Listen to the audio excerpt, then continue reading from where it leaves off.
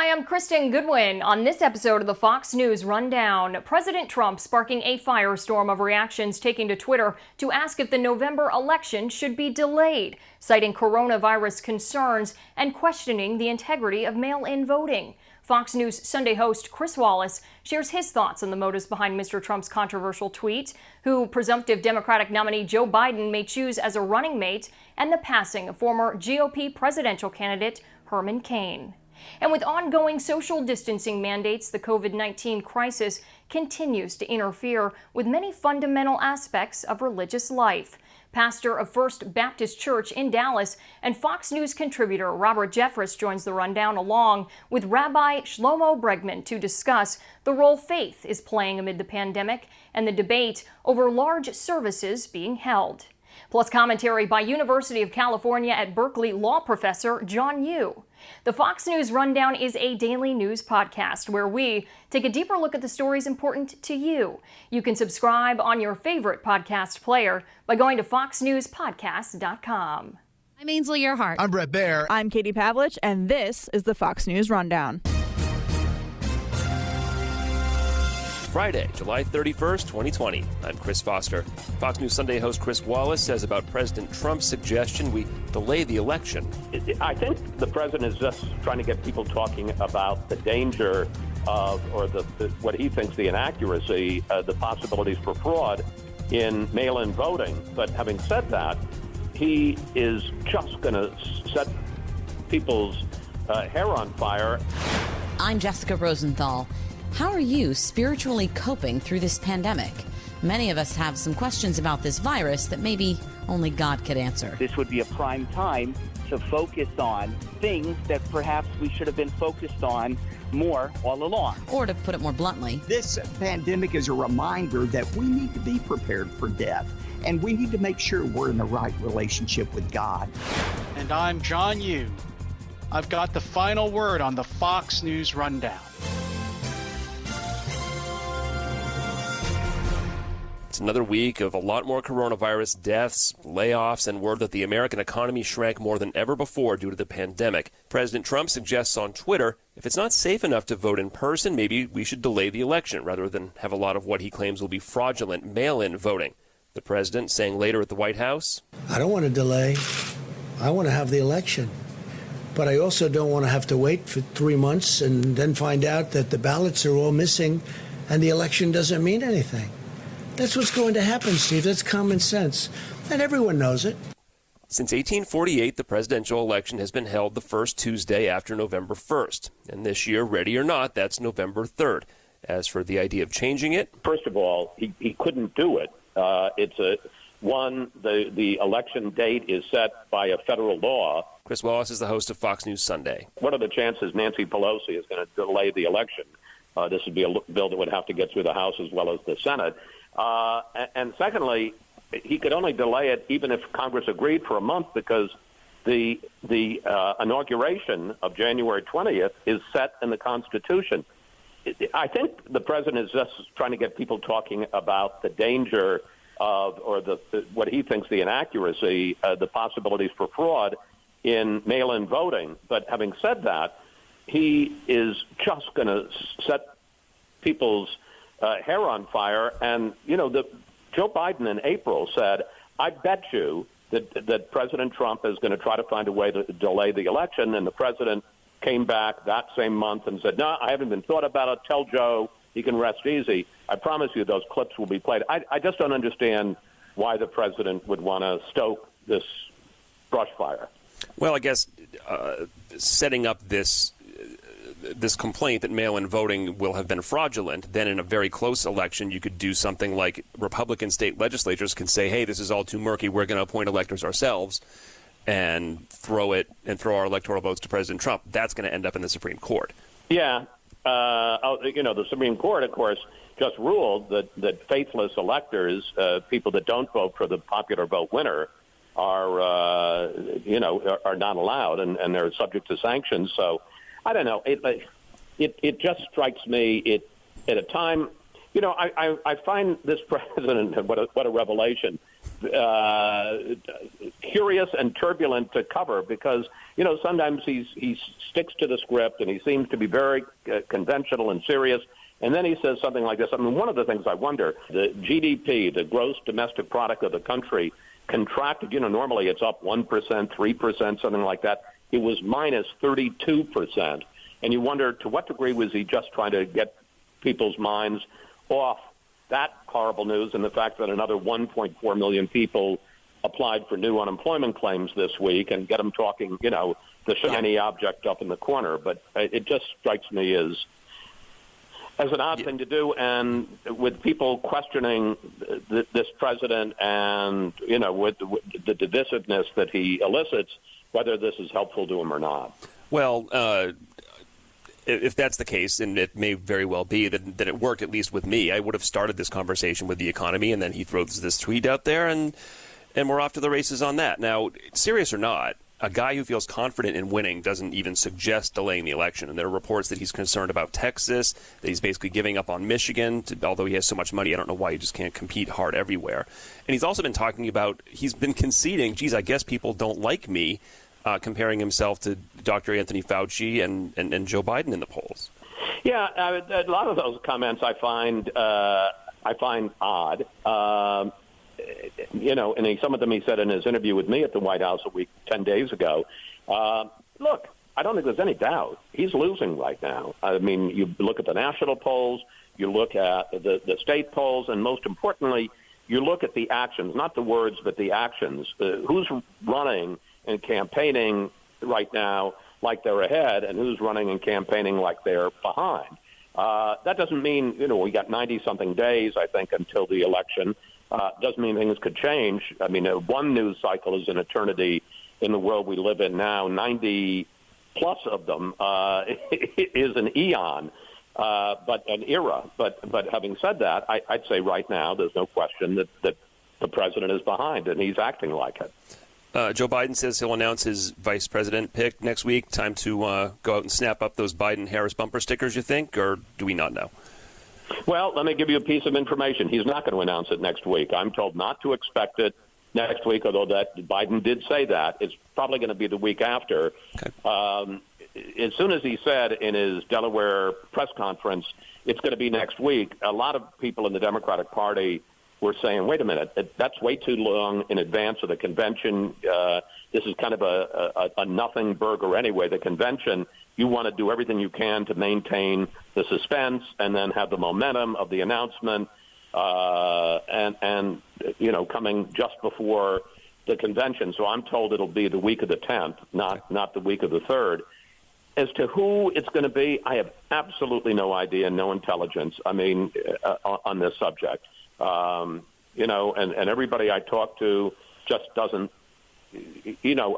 I wouldn't expect anybody to give you, but I've been asking, well, is there a shorter list? Because there are a dozen names on the longer list. And I'm told, we're not going to say so-and-so isn't really a serious candidate because we don't really know what's in the vice president's head.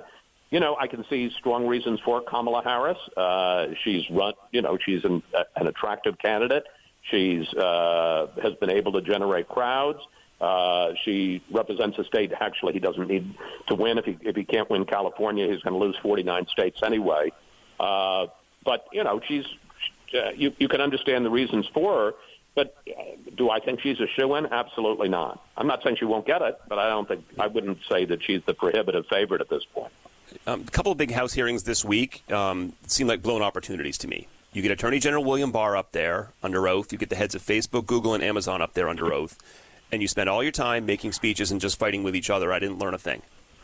I couldn't agree more. Let's talk particularly about the tech hearing. There have been every year or two, there's a tech hearing. And this is the first time I think that Bezos has testified, but Zuckerberg has certainly testified before. Tim Cook of Apple has testified before. And, the left, the Democrats hit them from the left on questions of monopolies and anti-competitiveness. Republicans hit them on issues of political bias, and nothing ever seems to come out of them. And this seemed to be just exactly one more case of that. So I don't know. I mean, I never expected anything from it. Nothing came. I thought the Barr hearing, which I took somewhat more seriously, was an embarrassment. I understand, not saying I agree with, but I understand the reasons why Democrats really don't like him and feel that Barr has become the political henchman and a much more conventional attorney general, because, historically, attorneys general have very much had the back of their president who appoints them. I mean, even with, the extreme example of Bobby Kennedy with Jack Kennedy in 1961. But wouldn't you think they'd actually like to get an answer, as Barr said at one point, this is a hearing, don't you want to hear from me? And the answer is no, they didn't. They just wanted to excoriate him and ask their question, and then we learned this new phrase, I'll reclaim my time. They'd ask a question and then say, I reclaim my time, which basically meant, don't waste my time with your answer, I just want to shoot more mean questions at you. Herman Cain died, 74 years old, infected with the coronavirus. He was co-chair of the group Black Voices for Trump, hospitalized a week and a half after attending the president's rally in Tulsa, Oklahoma in June, although it's impossible to know if he was infected there. Cain was a business executive and Republican presidential candidate. I remember when he ran, it was in 2012, I believe, that he ran, and I had him on the show, and at one point we were talking about the Middle East. It was a hot issue, and I asked him about, but do you agree with the Palestinians on the right to return? And he knew nothing about it. And he went, the right to return. And to his credit, the next time he was on, and that's the question of whether or not Palestinian refugees as part of the peace deal should be able to come back and reclaim the territory they had before they were expelled in the 1940s. It's a big issue in the Middle East. The next time that Herman Cain came on the show, and I said, welcome back to Fox News Sunday, I said, I just want to tell you I'm exercising my right of return, which was a pretty funny line. And he was a very pleasant person to interview. Chris Wallace, host of Fox News Sunday. Thanks, Chris. You're a very pleasant person to interview as well. I'm not sure everybody would agree with that, but thank you, Chris, and I'll talk to you next week.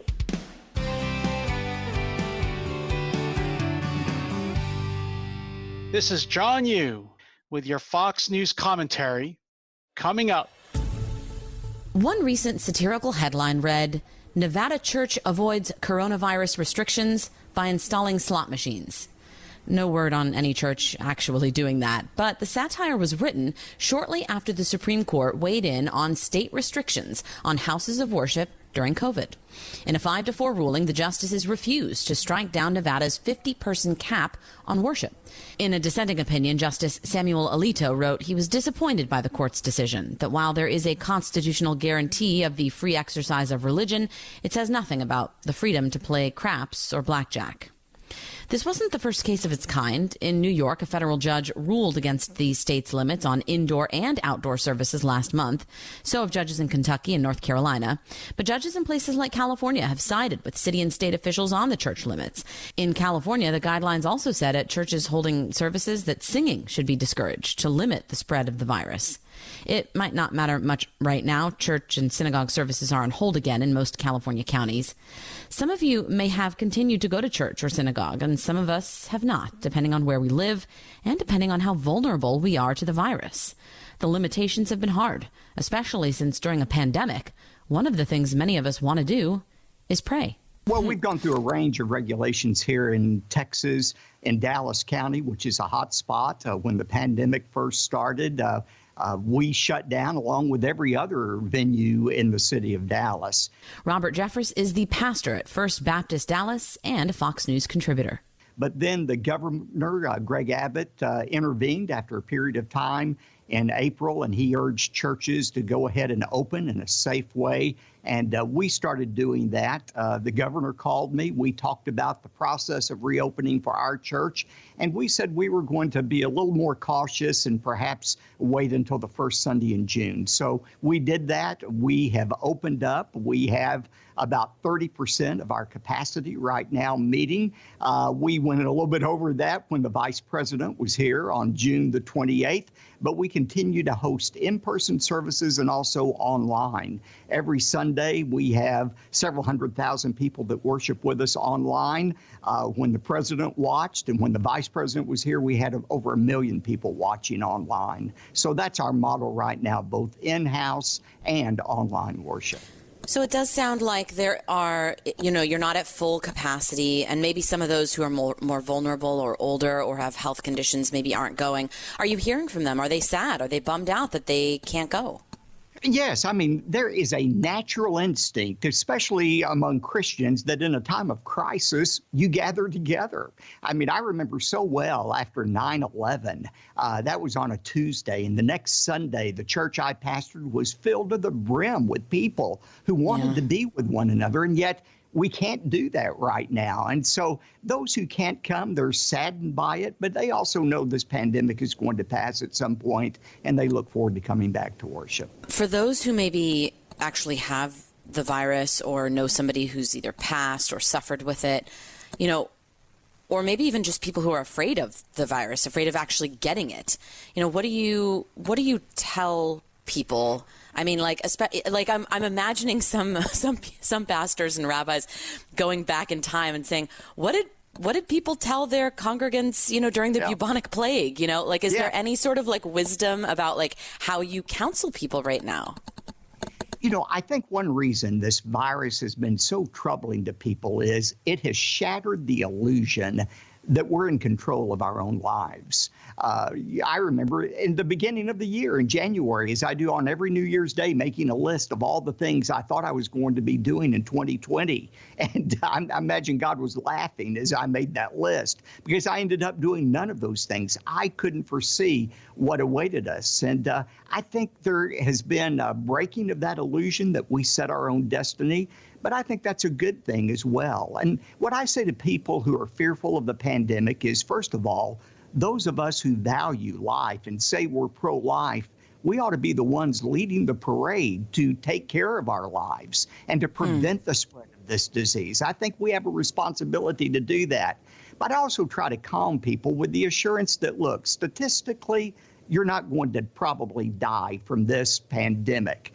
But statistically, you're going to die from something. Somebody said the statistics on death are very impressive. 1 out of every 1 dies. And so I think this pandemic is a reminder that we need to be prepared for death, and we need to make sure we're in a right relationship with God. And that's the bottom line for everyone. Well, I'm Jewish, and I know,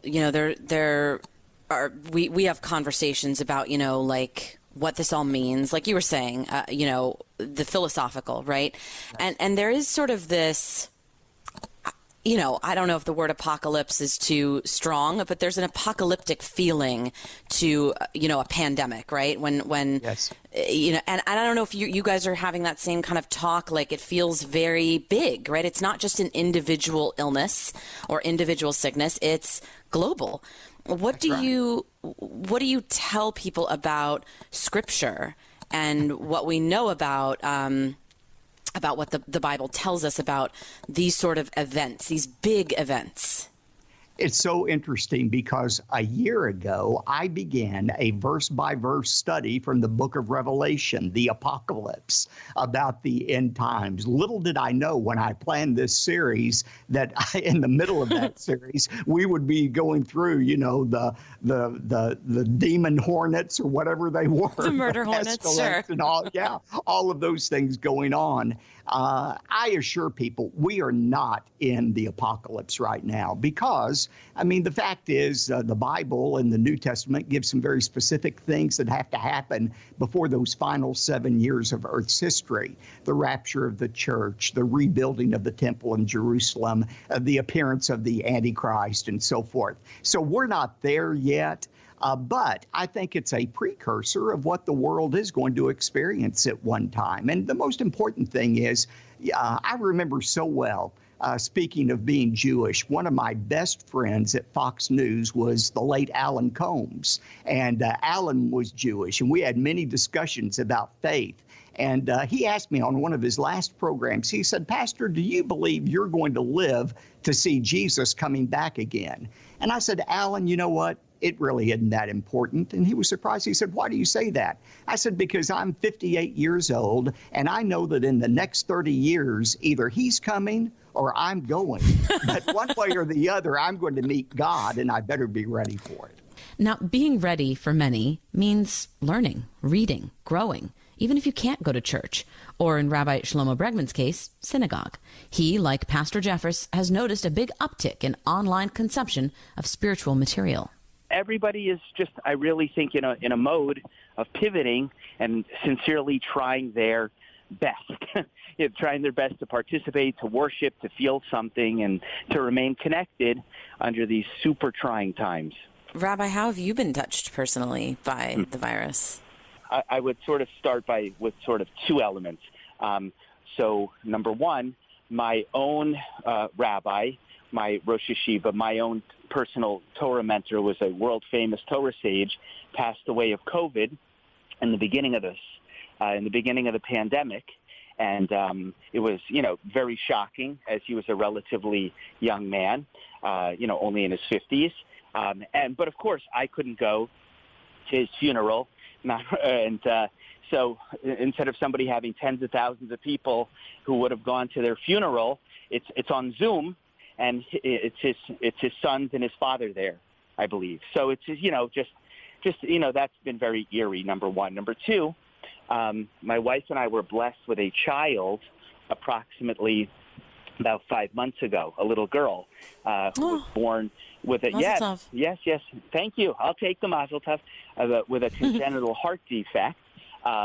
So we've been basically living mostly around the hospitals and the ICUs for about 5 months, but it's been quite complicated because layered on top of having holes in your heart, and being a newborn, you're carrying the stress of the changed world and the germs. So everything has been completely upside down, and layering, a thick layer of cream cheese on top of that bagel, if you know what I'm saying. So I've been impacted in many ways, but I'll give you those two for starters.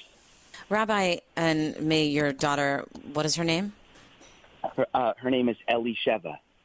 Elisheva, may she be blessed with 100% complete refuah shlema. Please, though, we'll take it. Thank you. Before I let you go, I want your theological perspective here.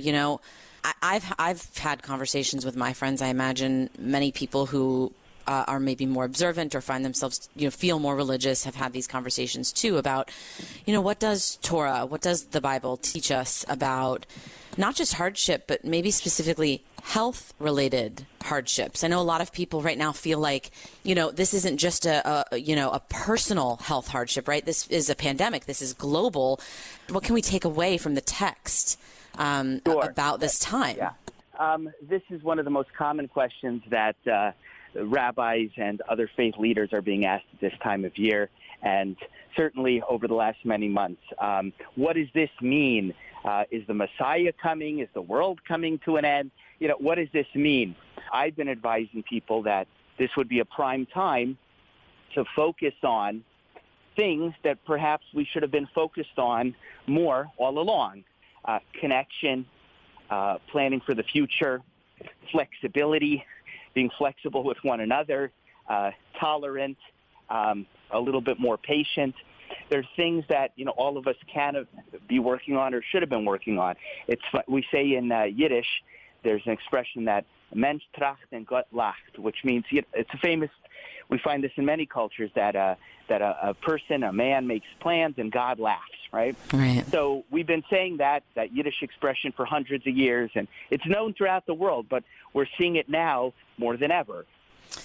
Rabbi Shlomo Bregman, thank you so much for your time. You're very, very welcome.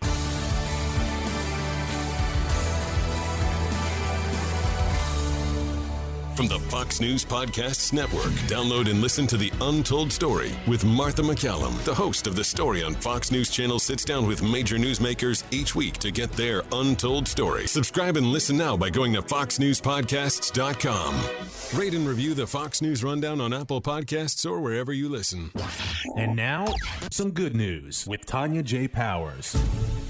Girl Scout Troop 6000 burst onto the national scene in April 2017 when they grew famous, seemingly overnight. The New York City troop is unique, made up entirely of girls who are experiencing homelessness. It started at a shelter in Queens by Giselle Burgess, who was working as a community engagement specialist for the Girl Scouts of Greater New York and who, along with her 5 children, was also without a home. She pitched the idea of starting the troop in the shelter to her bosses, and the rest is history.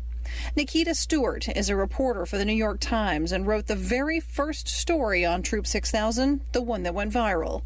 After that story, Living by the Girl Scout Law, Even Without a Home, was published on April 16, 2017, the girls were profiled on national news programs, websites, and even recognized on The Tonight Show starring Jimmy Fallon. There was just so much attention, and people were praising them, but you know, they would go to all of these wonderful places and they would go on these field trips. They would meet famous people and they were on TV. But, you know, I think it's easy to forget that, you know, they were still returning to a shelter each night. Now, Nikita brings us up to date on what's happened with the troop since then in her new book about them entitled Troop 6000, the Girl Scout troop that began in a shelter and inspired the world. I followed them for more than a year, going to the meetings each Friday and watching Troop 6000 grow. And there were a lot of bumps along the way. But it is absolutely incredible to see how the troop has gone from 8 girls to hundreds of girls in now 21 shelters around New York City. Even the troop's number is unique. In New York City, the first digit of a Girl Scout troop's number corresponds to the borough it's from. 1,000's in the Bronx, 2,000's in Brooklyn. But since the girls of the new troop wouldn't necessarily call Queens home, a new number was created. What was wonderful about Troop 6000 and the Girl Scouts is that, you know, despite all of the instability that so many of the girls had experienced, they knew that every Friday there was going to be a Girl Scout meeting. And they were going to see their friends. And the things that girls nationwide enjoy about scouting, the badges and the cookies and the camping, brought an even greater meaning to Troop 6000. They all come together for an event called World Thinking Day. And when you see hundreds of girls in the same uniforms with the same number, and you know that they too are experiencing homelessness, there's just a shared community and an understanding that they're not alone. Nikita says the majority of the original troop members are now in permanent housing, but they still stay in touch. And I can't believe how many of the girls, you know, became like BFFs, and they found each other at Troop 6000. And I just think that's really special. Troop 6000, the Girl Scout troop that began in a shelter and inspired the world by Nikita Stewart, is out now. Tonya J. Powers, Fox News.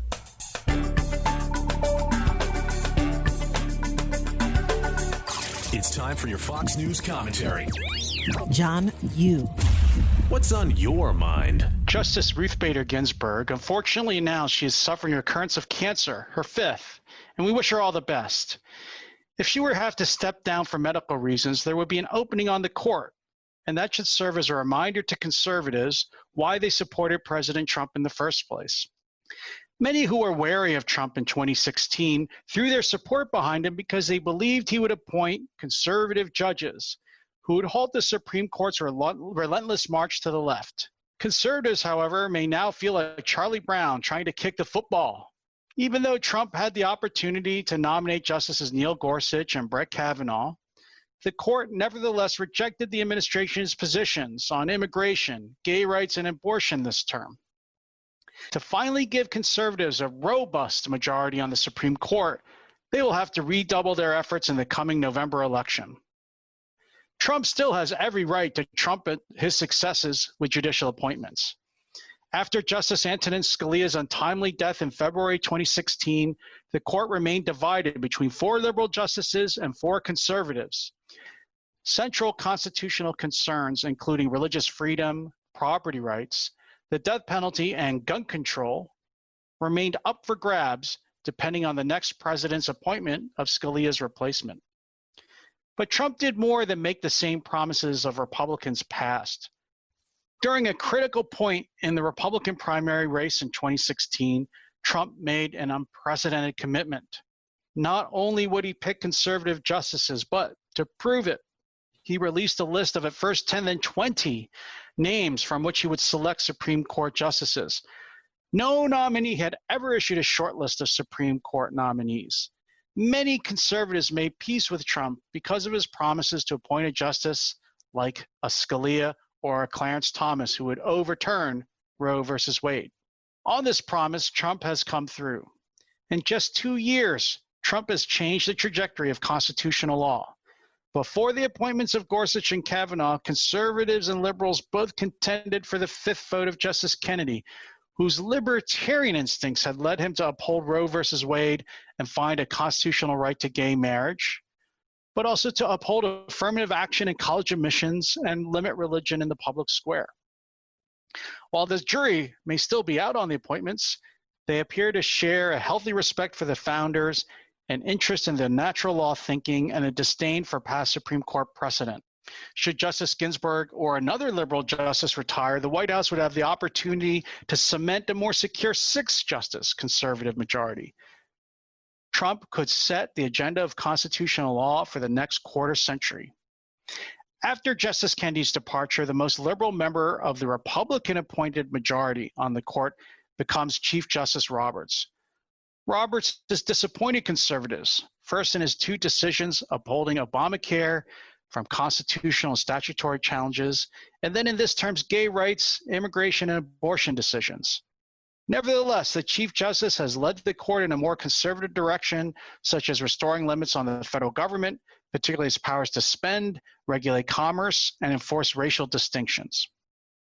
If the Supreme Court doesn't reach these and other long-held conservative goals, it would only be because Chief Justice Roberts sees his role as limiting the political consequences of a Trump counter-revolution on the court.